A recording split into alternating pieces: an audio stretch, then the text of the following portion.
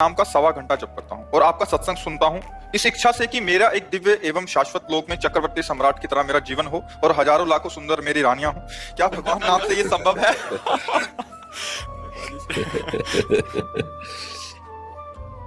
कोई बात नहीं बच्चा, धन्यवाद है।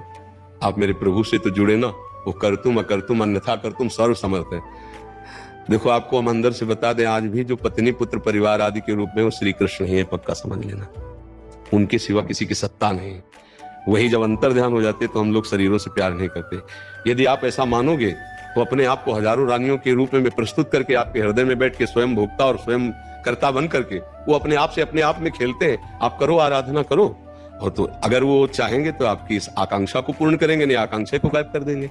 आपको खुद लगने लगेगा नहीं नहीं मैं बड़ी भूल कर रहा था, प्यारे आपके सिवा मुझे कुछ नहीं चाहिए, बस मैं आपको देखना चाहता हूँ, आपके संग रहना चाहता हूँ। ऐसा भी आ सकता है, क्योंकि अभी कोई तुम सिद्ध भाव वाले थोड़ी हो गए, क्योंकि ये तो पार्थिव भोग विलासिता का भाव है, नहीं अज्ञान, जिसे अज्ञान कहते हैं। भोग विलासिता का भाव अज्ञान ही तो है ना। तो आप किसी भी, हम धन्यवाद इसीलिए शब्द दिया कि आप प्रभु से जुड़े ना। तो भगवान ने अपने 4 भक्तों को कहा है, आर्त, अर्थार्थी, जिज्ञासु और ज्ञानी। ये अर्थार्थी के अंतर्गत आता है। जो भोग विलासिता है ना, आर्त आता है संकट निवृत्ति के लिए, और अर्थार्थी मतलब समस्त भोग विलासिता। तो धन्यवाद इसलिए दिया कि भोग विलासिता प्रभु से मांग रहे हो, इसलिए तुम्हें धन्यवाद दे रहे हैं। वो कोई साधक नहीं है, वो शुरू किया है भगवान से जुड़कर अर्थार्थी भाव से। तो हमारा कर्तव्य बनता है उसके उस भाव को पुष्ट करके भगवान में श्रद्धा विश्वास दृढ़ कर देना। और उनका काम यह है कि जीव के हृदय से वासना का नाश करके उपासना स्थापित कर देना। इसलिए प्रशंसनीय विषय यह है कि भगवान से जुड़े, निंदनीय विषय यह है कि माया की मांग है। अब वो पूर्ण करना चाहेंगे तो ये भी उनके लिए कोई बड़ी बात है। अनंत ब्रह्मांडों की सुंदरियों का सृजन उन्होंने तो किया है, अपने आप से अपने आप में सृजन किया है। तुम 1000 कह रहे हो, 1 करोड़ हो जाए। पढ़ा है भागवत में, एक राजा के 1 करोड़ रानियां थी, जो बाद में वृत्तासुर के रूप में प्रगटे ना, वे चित्रकेतु ऐसे नाम, जिनकी 1 करोड़ रानियां थी। 1 करोड़, साल में 365 दिन होते हैं, कितने वर्ष में जाते होंगे भाई? 365 दिन होते हैं तो कितनी रानियों से दिन में मिलते होंगे, कब राजकाज करते होंगे? 1 करोड़ रानियां थी। तुम्हारी कितनी इच्छा है? इनकी है मर्जी हजारों लाखों। नहीं, एक बोलो कि वो मतलब हजारों प्लस लाखों, तो फिर मर्जी हजारों भी चलेगा, लाखों भी चलेगा। भगवान की विभूतियां है। हाँ, भगवान की विभूतियां है। ठीक है, तुम चिंता मत करो, भजन बढ़ाओ। हाँ, भजन बढ़ाते रहो, नाम जप करते रहो, और ये अपनी आशा रखो तुम। हम तुम्हारी आशा को सपोर्ट करते हैं, क्योंकि किसी भी तरह से भगवान से जुड़ना, ये हमारे शास्त्रों का सार है, उसका परम मंगल हो जाता है। जिन्होंने भगवान से वैर किया उनको परम पद मिल गया, जो भगवान को मारने के लिए आए उनको परम पद मिल गया। फिर आप तो श्रद्धा से 1.25 घंटा नाम जप करते हैं और सत्संग सुनते हैं, तो निश्चित क्या पूर्ति करेंगे वो श्री कृष्ण जानेंगे। आपके अंदर शुद्ध जहां ज्ञान हुआ तो ये सब ऐसे लगेगा, ब्रह्मादि के भोग सब विषम लागत ताई, नारायण ब्रज चंद की लगन लगी है जाए।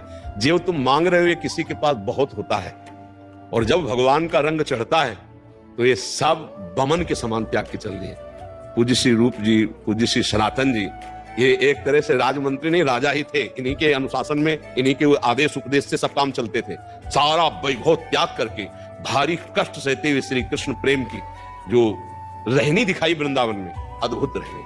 और क्या कमी थी भोग विलासिता की, सब कुछ छोड़कर श्री रघुनाथ दास जी गोस्वामी कितने बड़े घर के सब कुछ त्याग करके, और कैसा जीवन, कैसा जीवन। तो हमारे श्री कृष्ण बड़े लीला विहारी है। आप नाम जप करो और ऐसे चलते रहो और मांगो उन्हीं से, बस दूसरी की तरफ गंदी दृष्टि से ना देखना, तो फिर वो संभाल लेंगे। वो दे दे, या वो आपके भाव को बदल दे, वो या आपको स्वयं को दे दे। एक बार जरा सा आनंद स्फुरित होगा, फिर तुम्ही को कहा जाएगा कि तुम्हें मांगे थे ले लो, तो आप हाथ जोड़कर भगवान से कहोगे कि मेरी गलती को क्षमा करो। बताओ वो कैसे तुम्हें बताए, वो रो पड़ोगे तुम कि प्रभु मुझसे भूल हो गई, आपको न मांगकर कुछ और मांगा। सच्ची कह रहे हैं, पर हमें अच्छा इसलिए लग रहा है कि आप भगवान से जुड़े। बस मांग तो बहुत ही मतलब फंसाने वाली है। एक जिसकी पत्नी होती है ना, एक परिवार में होता है ना, निर्वाह करना प्रेम का बहुत कठिन हो जाता है। प्रेम का निर्वाह करना बड़ा कठिन। पति पत्नी आजीवन दोनों प्रेमी बनकर जीवन निर्वाह करे धर्मपूर्वक, बहुत कठिन है। नहीं 1 2 3, पर वो भगवान के भाव से ही वो ठीक हो जाए। ठीक है, आप संतुष्ट है? ध्रुव जी भी इसी उसमें निकले थे।